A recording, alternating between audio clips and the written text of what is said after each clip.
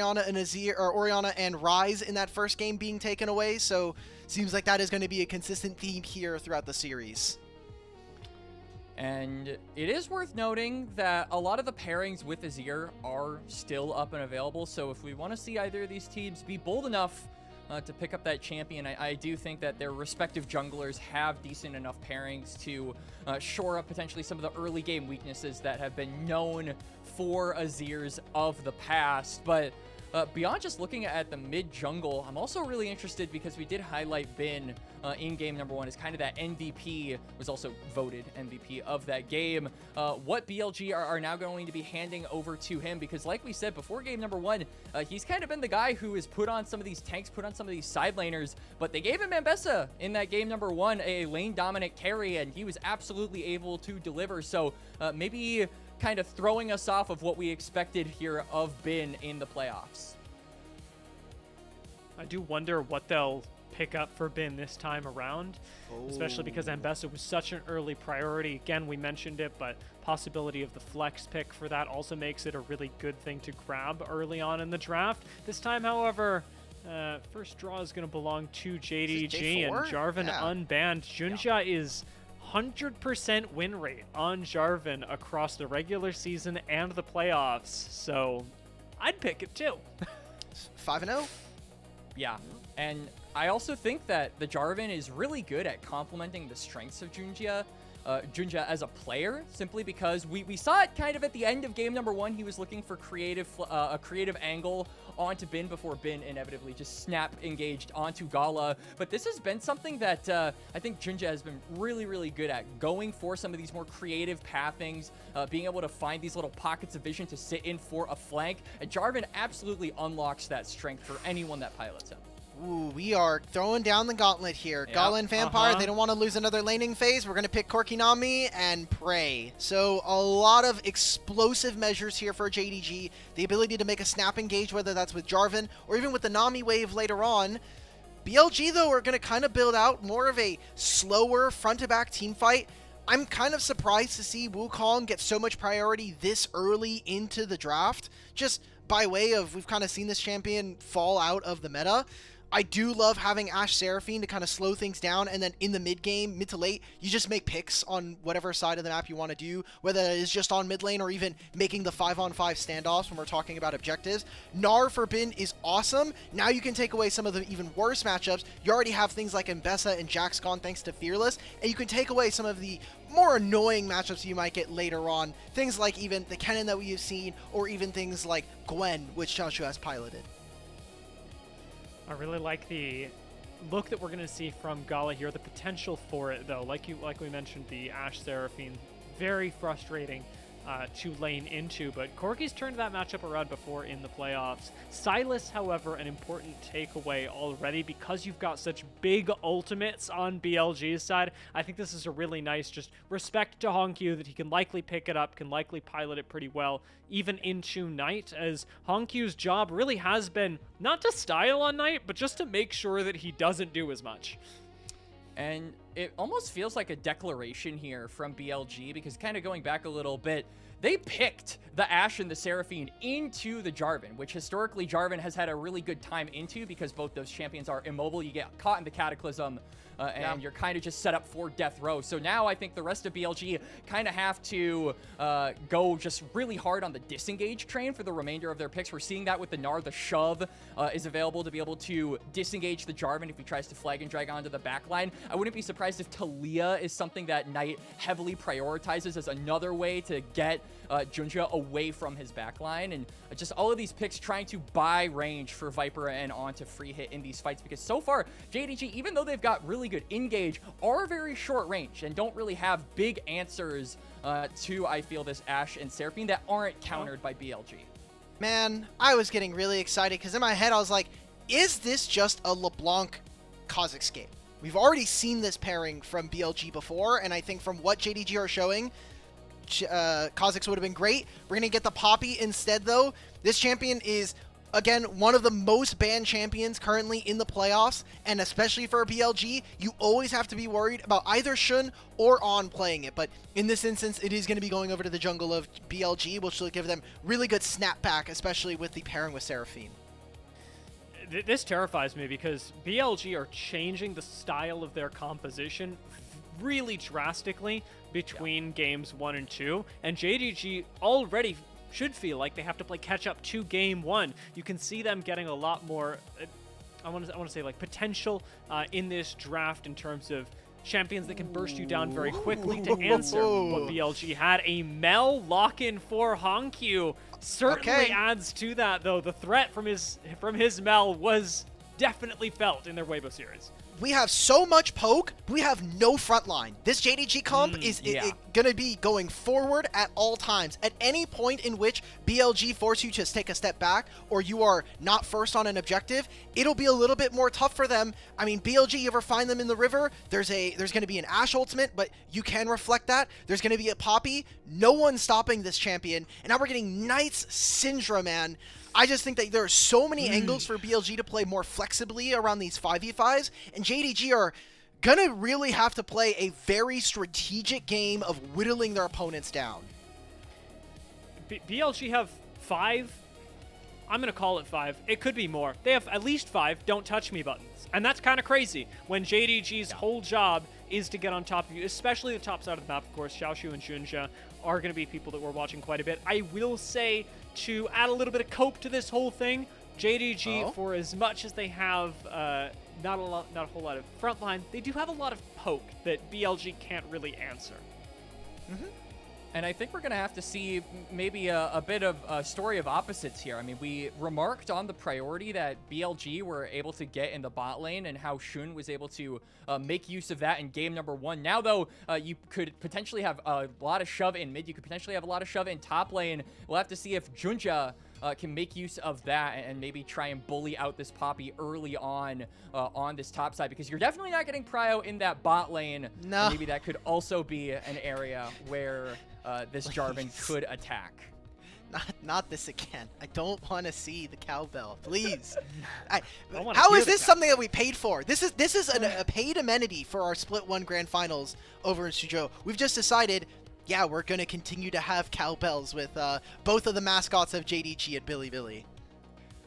It's Demacia themed too. Alistar's not even from... Like, what's our theme, guys? Just random cowbells. It truly is random. Stop. I love hearing it as we get into game, though. I mean, that...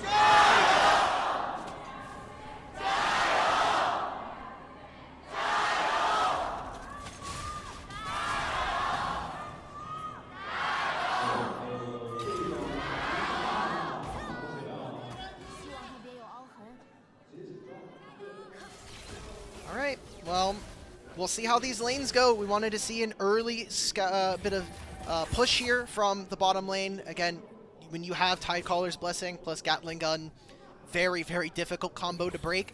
And Jace should be able to bully Gnar. I'm already seeing Xiaoxu's behind the Gnar and is chasing him off the wave due to the early damage that he got just walking in a blue buff.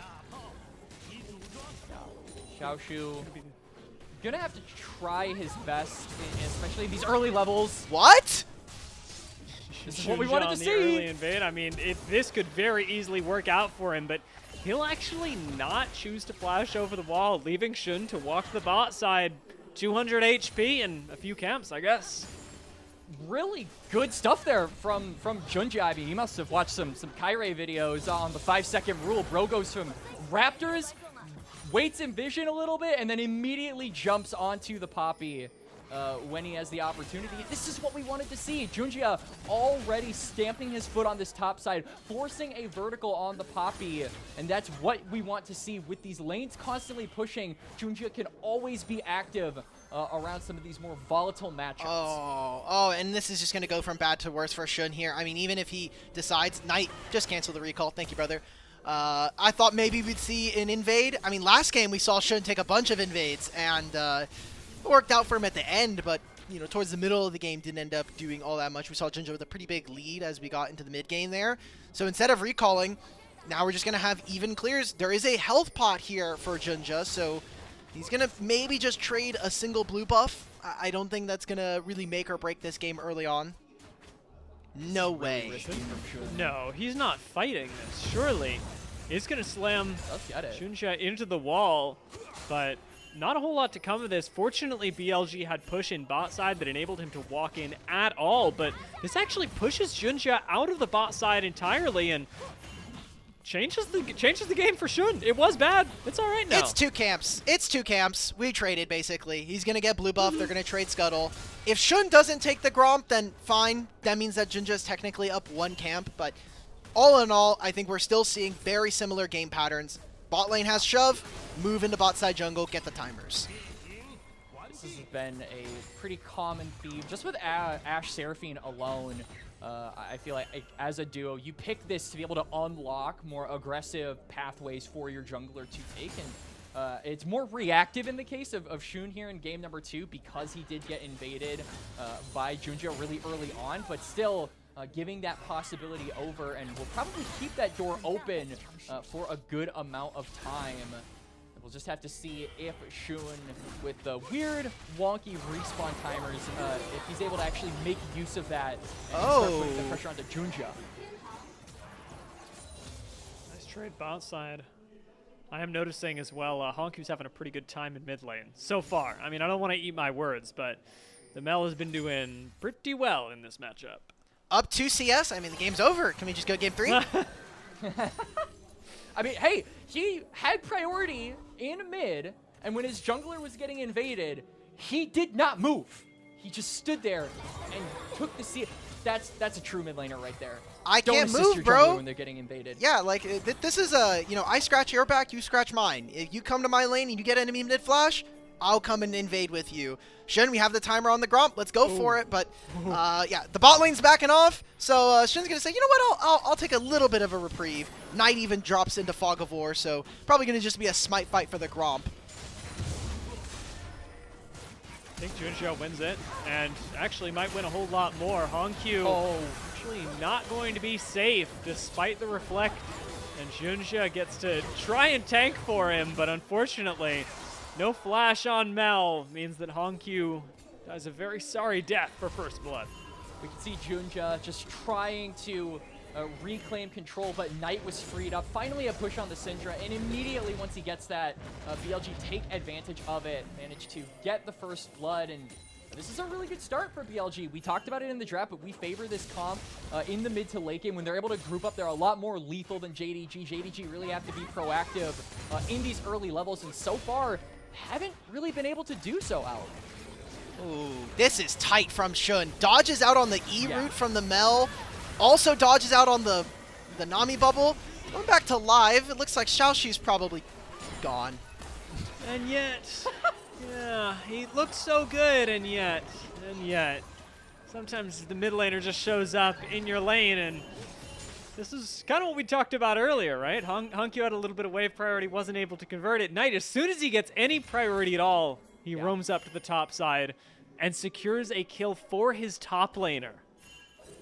And this is a pretty common pattern I feel like we saw when HongQ and Knight met the first time around in the playoffs, where usually HongQ would be able to stay within relative proximity of Knight's goal. I think they were pretty band for band in the laning phase, but what really differentiated the players was Knight's ability to, when he gets gold and when he has these resources, he's able to move around the map and has just, I feel, way more impact than HongQ, just being a proactive member on Summoner's Rift. So we saw that there with the roam, and HongQ as well earlier, not able to roam toward that invade. Now Dragon is being started up, and JunJia has no way to walk in here, Dia. Unfortunately, he's going to have to solo mission this. And HongQ's still battling things out. JunJia's got no support on the way. Is he going to flag and drag for a smite steal? Steal. He could do it. I've seen it before. Oh! Forward, misses the smite.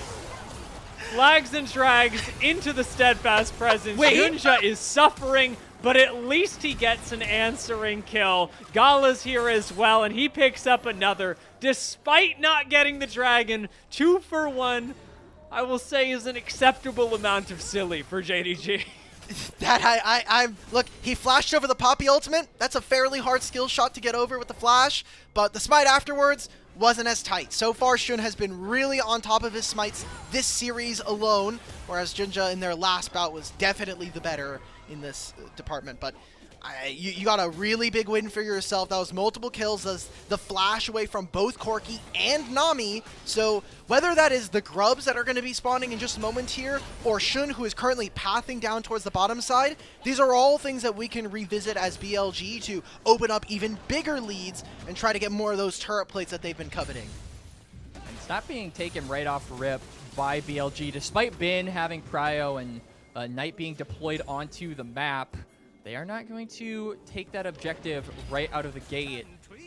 And I feel like probably just waiting for that ultimate for Xun to come back up, or Mega for Bin, so just biding their time. And this opens up an opportunity for JDG to get some conditions on this top side favorable for themselves. We saw JunJia, after that play, he was level 5, now he's level 6, has that Cataclysm available, and that is a big tool that you can use in some of these river skirmishes and these mid-game fights. Just thinking, imagine how much better that could have gone for JDG if there was Cataclysm damage on top of it. In theory. In theory, of course. Still went all right. Right now, BLG have done a lot of good damage early on, 9 minutes into this game, but I am worried for them that if they're not able to secure some kind of endgame condition, whether that is taking multiple turrets alongside a Baron or getting the soul for themselves, they're going to be in a really tough spot as this game goes on, because eventually what's going to happen, the play pattern we're going to see from JDG is they're going to walk as 4 and 5, they're going to have Jarvan move forward, and then you're going to have poke from Jace, Mel's going to be poking you out, Gala with 2-3 item Corki with big 1 missiles coming all the way down range. BLG do not tank these very well, so I need to see them continue this gold lead. It's 1,000 now, that's great. I want to see more. I want to see continued objective control when it comes to these dragons, so seeing that first dragon taken is a good sign.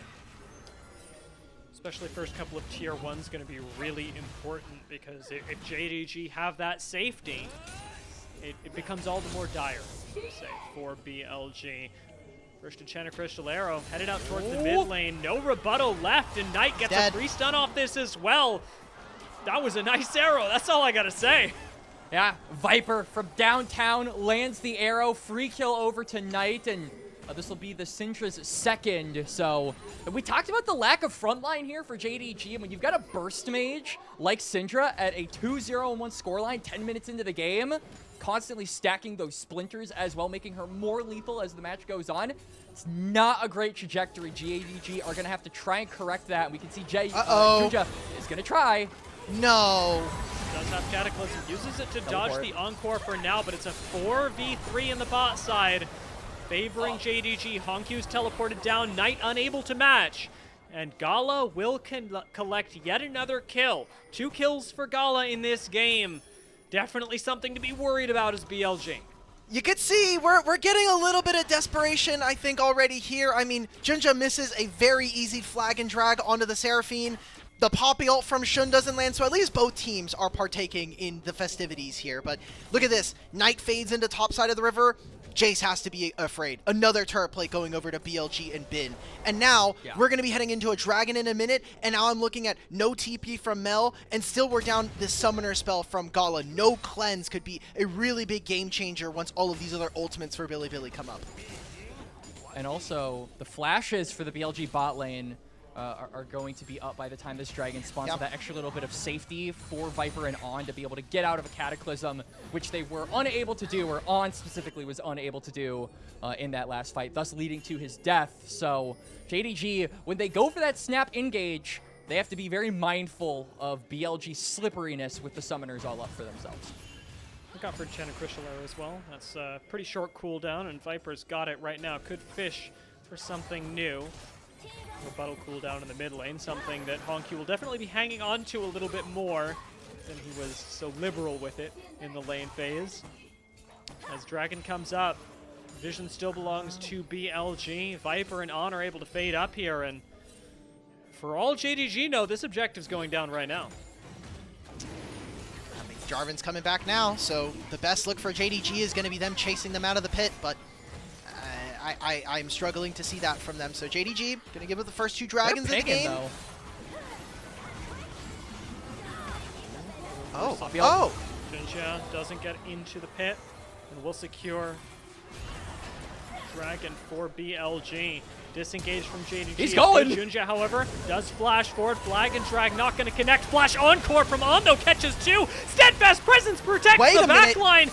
But Gala's walking forward. Jun in the back line does manage to collect a triple kill. And now Gala, who walked forward, is all alone. It is another kill to BLG. This one going to On, but it is disaster for JDG. And that engage from JunJia just reeked of desperation, trying to claw back something from BLG, getting that dragon, some type of advantage JDG wanted to gain, but they end up overplaying their hand. JunJia, flash, flag, and drag. You're not coming out of that fight alive at this point. You have invested all of your disengage tools, or your ability to get out of the fight, into getting into the fight, and the rest of your team not able to follow up in time. BLG are able to rebound, and also, it's just the fact that Shun is really tanky here. He's able to take them all down on the back line. And Gala panics, tries to go for a return kill, but there's just nothing to be had. Really unnecessary play, it felt like there from JDG, going from bad to worse now. I don't even think that BLG are really, like, kind of changing the game when it comes to what we've seen from them throughout playoffs. They've been a super dominant team in the early game. Mechanics, mechanics, mechanics. We talk about it all the time when we talk about this organization with this specification of the lineup. But this feels like all of the worst hits from JDG when we talk about playoffs. JunJia being less effective when we talk about his impact in series until later on. HongQ not getting more of these roam timers to help out and either get vision or apply pressure by going into Fog of War. And Gala, as legendary as this player is, we have seen even as far back as even last year when we had him on IG, there are big portions of the split where this guy was either invisible or just not making the good plays. And we saw it in game 1, and I think we're also getting a glimpse of it here, the overreaching, the overstepping for this Corki. Now, again, another 2,500 gold lead. BLG have the 2 dragons. This is exactly what we wanted to see from this composition, from where they're at. Oh, the overreach. Almost saw it again. He won it this time. All good, though. Yeah. All good. Warranted for the time being, but the BLG are just continuing to steamroll this game. You can see that Shun has already started up the Herald. JunJia is on the bot side of the map. Maybe that's a good thing. Maybe we take JunJia away from the neutral objectives so that he doesn't do anything silly. I don't know how I'm feeling about all right. it. Okay. Yeah, good deal. We've got a dive going on top side. Bit disjointed from BLG, don't have if a I'm win. honest, but Xiaoxu's not feeling great about it either way. Still incredibly low on this What Jace, the? but Whoa, Bin whoa, walks through the whoa! tower, and we are a bit deep in the sauce right now, as is JunJia, who cataclysms onto 2 completely isolated members as Knight collects the double kill. Things could they be just going made better, 2 and plays. I think that's cope. They just played 2 different sides of the map. They made a play on mid lane. Knight kills Gala, gets the 2nd kill on the Vampire. They tried to squeeze on the Xiaoxu, and while it's not a kill immediately, it's just an entire turret there. So BLG now go up to almost 4,000 gold. This is the play that happened in mid. They're trying to play up Gala. You can't do this, man. Yeah. You have no flash, no cleanse into... Okay, fine, you don't know that Syndra's there? That's cool, but this is double ultimates up for Viper and On. That's a massive mistake from you. And again, it just feels like JDG understand that in a 5v5 setting, their comp just isn't in a position to contest BLG, as now Xiaoxu's just dead on the side.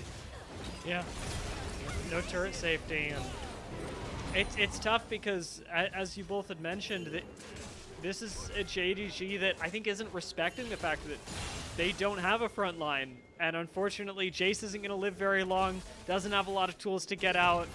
Same thing's true of Corki when he's got, like you said, no flash, no cleanse. It's tough. It definitely is. And BLG even looking for a pick there. Feels like they understand that with the time that they're sacrificing, with the room on the map that they're sacrificing on the bot side, JDG aren't even going to be able to retake some of that control with the window that BLG granted them by looking for that pick onto the top side. They understand how strong they are. Knight is not going to walk up because this guy has spider sense. So no pick possible for JDG. Bot side River is in control. They don't even have to sacrifice the Herald to gain the priority around this area. Just gonna have to walk up, teleport for JDG. They are throwing everything into this fight, and Gala here goes on. Not even gonna be there. He gets yeeted right out. Oh! Flash, hey, there we go. And the Encore just sends a huge CC chain the way of JunJia. You don't have an ADC, you don't have a jungler, you don't have a dragon, and somehow things are getting worse as Gala has to flash after the dragon take simply to survive.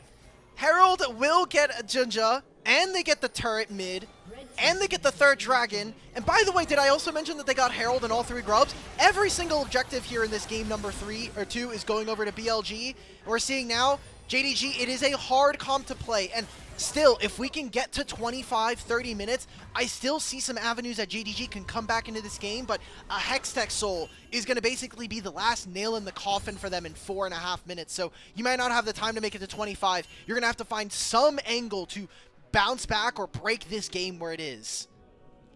I appreciate your optimism, Hulk. To put it bluntly, I do think that we are going to have to be seeing JunJia get tankier before we consider JDG being able to contest BLG at these fights, because simply, this is like the closest thing you have to frontline, and he's 0-4. He's been getting one shot in a lot of these Ruby Crystal exchanges. Yeah, double Ruby, it's truly saved. That's What's enough. We were talking about the mid lane match. We were talking about the What's mid lane double matchup Ruby being won by 2 CS. This is basically the same thing. Double Ruby Crystal. HongQ I don't see 2 amp Ruby tones. Crystals. We got doubles. Yeah, we're chilling. A double Ruby Crystal, a double book. What's not to like? A 2-0 lead for BLG, maybe, if we're talking about doubles. Yeah. Maybe double up in TFT is where we need to be seeing JDG's players after this. Bit of a mental reset needs to be had, be it in this game, be it after this game. JunJia is going for something on the bot side, and Bin, to JunJia's credit, may very well go down. But Knight's here immediately afterwards, and JDG have to deal with the consequences of their actions. Xiaoxu does flash on top of Knight. Heal comes through, saving Knight's life, and now it's a 4v2 in the favor of BLG bot side. To their credit, as the double kill goes over to Shun, JDG do get a little bit of access to the mid lane. Grab another plate, if not the whole tower. I don't think it'll be the whole tower. Oh, I like this. Ult? HongQ, execute. We're Sure. good. Wait, if BLG get nothing else after this, we just got Knight's flash. On's not going to have flash for this dragon, and we just got ourselves a couple of kills as well as objective bounties. I'm going to take that. From the state in which JDG were in just a few moments ago, this is a much better spot to try to play, even if you have to spend 3 of your summoner spells. It's pretty granular, but we also got plates in the mid lane. That tier 1 is very close to falling, and we also saw the bot lane tier 1 get taken down by JDG as well. So if you can claim that mid lane tier 1 on top of that, it gives JDG maybe a little bit more room to work with in the vision department to set up for these future dragons, which they desperately are going to be needing. We got a little less than 2 minutes until Soul is up potentially for BLG. And everyone is going to be scrambling just to set up around these phalites, around these pockets of vision to get that under control. And yeah, BLG, I think, understand the importance of that mid lane tier 1, and they have sent Viper and On to patrol the area, keep control of that mid lane priority, and not allow JDG to claim that turret. You have to worry about JDG's front line as well. No flash on JunJia, who's getting engaged on. Slammed into the wall and Enchanted Crystal arrowed. This Cataclysm is a Hail Mary to get out. HongQ's here to try and save his jungler, but it's not going to work. A recall will fortunately keep Xiaoxu alive, but BLG, having picked off the jungler, they're already topside. You know what time it is. Okay, teleport's coming in from Xiaoxu on the mid wave. He'll have the teleport shield, but aside from that, this is what JDG Comp wants to do. Trap them on the objective and just poke. Bin's almost mega. He gets to play a huge front line right now. Xiaoxu's the only one with real access into the pit. 4K left on the Baron, and JDG have to give this one up for lost. The BLG play around Baron is too clean for them right now. And you can see Knight as well is going to try and defend the turret here. Gala's going to walk up and just auto it. Good decision there. So they are going to get that space to work with around this dragon, as well as the resets coming through from BLG. It does mean that they can claim the empowered crab. So they've got control over this bot side river, but a question of, is it too late? You got 6,000 gold leads here for BLG. Can they just walk in? Are they going to give this up? BLG, they might just be willing to play with the Baron, but a lot of flashes. Remember, no flash for Knight. Oh, reflect. We're all good. We're all good. The battle comes out. Gala, however, very, very low. And gets caught by the Encore. Insta-cleanse, though. Tries to turn things around onto Bin, but he loses his support in the process. Vampire's down. Another 4v5 in the favor of BLG. They got a Seraphine in all this poke as well, which you're really starting to feel the impact of now with JDG behind and on, keeping BLG up. It's feeling rough. Oh, he's going for it. Come on, JunJia. Nope. Well, that's the game, folks. That's going to be a Hextech Soul. That's going to be BLG. Even with some of their members dying on the back end here, HongQ is going to put some final fancy feet before BLG take care of him. What? Whoa! Whoa! Whoa! It was cool, though. You got a kill. It was cool. I agree. I totally agree. It looked cool. It made me feel like my blood pressure rose a little bit, but now I'm back down. I'm at resting heart rate right now. 8,000 gold lead, a bot turret, a mid turret. I gotta say, guys, I know we're only 2 games into this series, but I think Xun has been spectacular so far in these 2 games. And especially from the response, because of how this game started, right? He got cheesed level 1, or level 2 rather, on his top side, got zoned off from being able to participate in the top side at all, and then still managed to make the most of it, have way more impact than JunJia. And on all of these team fights, he's been so good at being able to defend his backline. We talked about the difficulty of JDG being able to find access toward this Ashen Seraphine, and it is because of Xun being able to throw down that W, charge up that ultimate, and buy all of that space. Also, Bin is being a pretty big terror in the backline. Like, this guy's walking forward as Mininar, building rage, and he's like, okay, well, I'm just going to keep auto-attacking you, and if you're not going to crowd control me or try to burst me, well, then now you're going to take multiple hyper procs, and I'm just going to run you down. So he is really putting the screws down onto JDG, and especially Xiaoxu, who, again, him, HongQ, and Vampire, their very first LPL finals that we've seen from them, that it is looking dire for JDG as BLG continue to be the most dominant team here in the playoffs.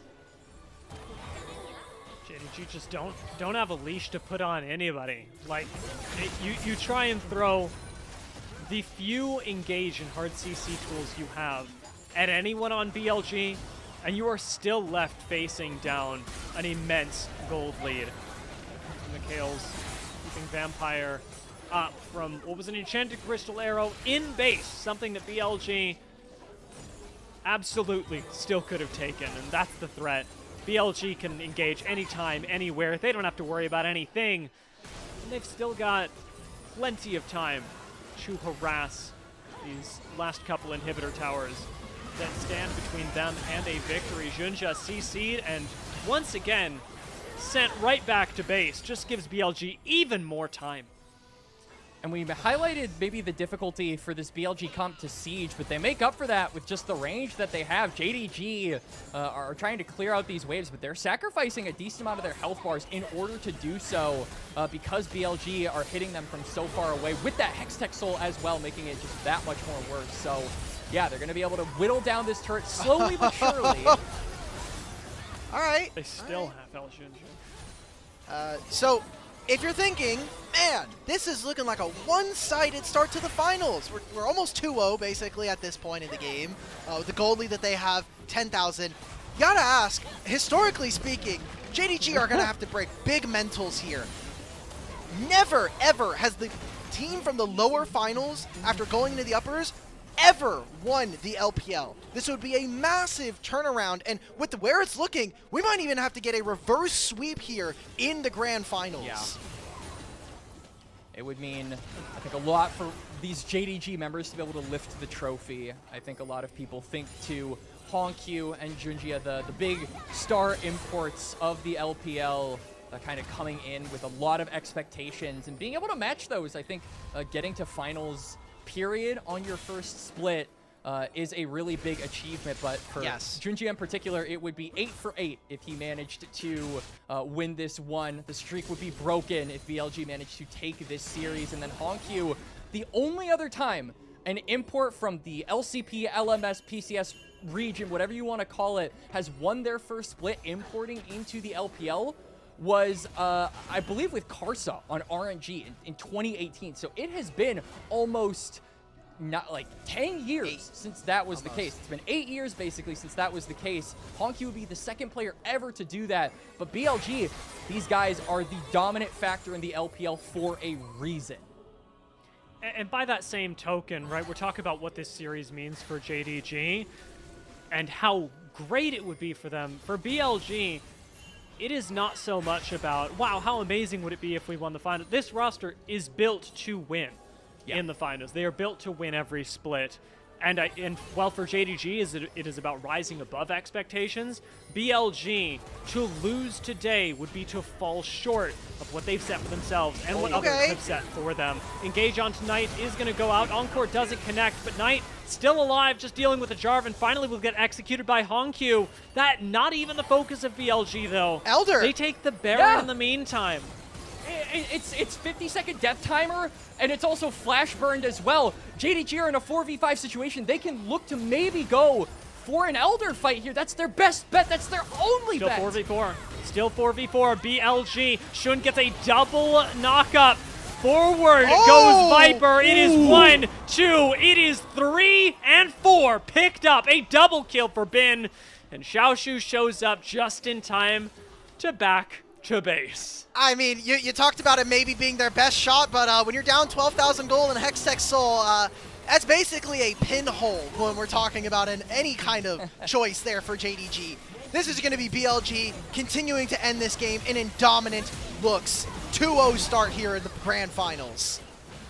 Another kind of cool moment as Xiaoxu does at least get to walk forward and claim a kill, but he'll have to watch as the Nexus goes down for the second time in a row this series, putting JDG down 0-2 in the face of BLG, a roster that, as we mentioned, is expected to win. And Alk, they are looking like a roster that expects that themselves. They're not just getting this from outside. BLG look polished and like they are just rising to the expectations that they've got.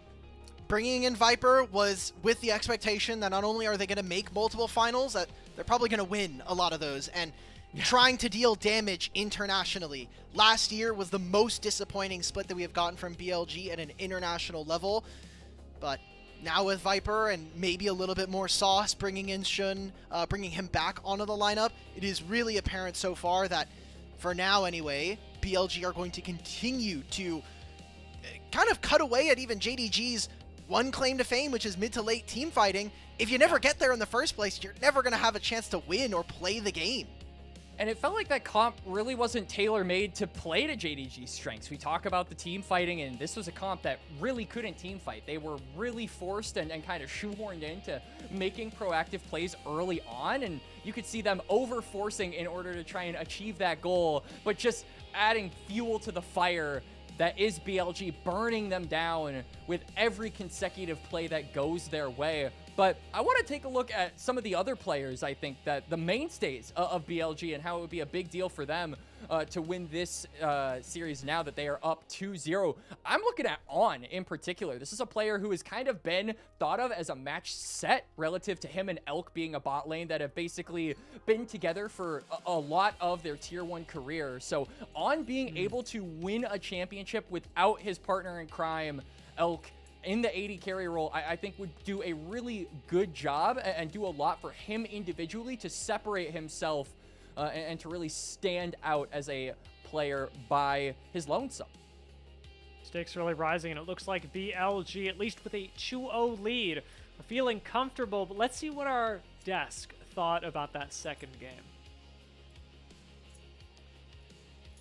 Now that is a BLG that looks ready for international competition. A dominating game number 2. And Jbetto, your JDG prediction isn't looking great right now, I will say, but it's still alive. We have seen 5-game series played. Reverse sweeps, I don't think we've had one in this playoff specifically, but still definitely on the table. But they're going to need a lot of work right now in order to make that happen.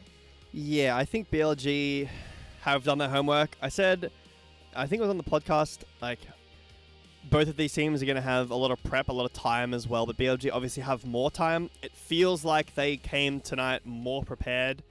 Not that reverse sweeps are impossible, but BLG Game 2 felt like in Game 1, once they got into their stride, Game 2 picked right up where they left off, and that game was very easy for BLG. Easy is a good word, I think, to use for them. I think that starts in draft for me in terms of talking about these two teams and where they ended up landing. I think one of these drafts is so much easier to play than the other in terms of just your win condition in the later part of the game. You're looking at an Ashe Seraphine that is going to have Prio in the 2v2 with Syndra that's going to be more than fine throughout a lot of this mid game, and a Poppy that shuts down the only engage on the side of JDG. You first pick this Jarvan into 4 Poke champions and give him nothing to do unless he's like super far ahead. They're relying so much on snowballing this game, and it's just so difficult to end up playing this out. BLG, of course, end up executing incredibly well, but the moment they generate a gold lead for themselves in this one, there's basically no way for them to look back.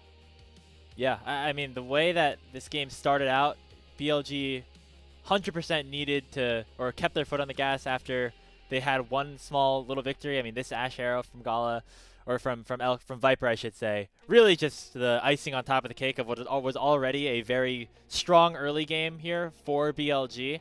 But on JDG's side, Kman, as we go to another little clip segment that we're gonna show, some misplays in the team fights, specifically this one right here, but we're gonna take a deeper dive into it in our little Telestrator section. Yeah, so there are a lot of things to talk about here, and I'm actually going to pass it over to Jbetto here to kind of give a good breakdown, because I know you had a lot of thoughts on this one. Yeah, so I think first, like, we have to highlight that BLG are not letting JDG stack the Drakes at all. It's been a massive part of them, and yeah, exactly. We can get into the clip here if you press play. I think who was it? Quarks said, or it was either Quarks or Alk that said JDG looked desperate here, and they do. It's very early in the game, and JunJia sends it in incredibly aggressive. Dragon's already been taken. JunJia alongside HongQ as they connect up here, he just goes and misses, right? If we take a pause right here, the ult from On is so nice. The Nami ult does actually do a lot. And HongQ on the top side does a ton of damage. So as we press play, Gala is full health and alive.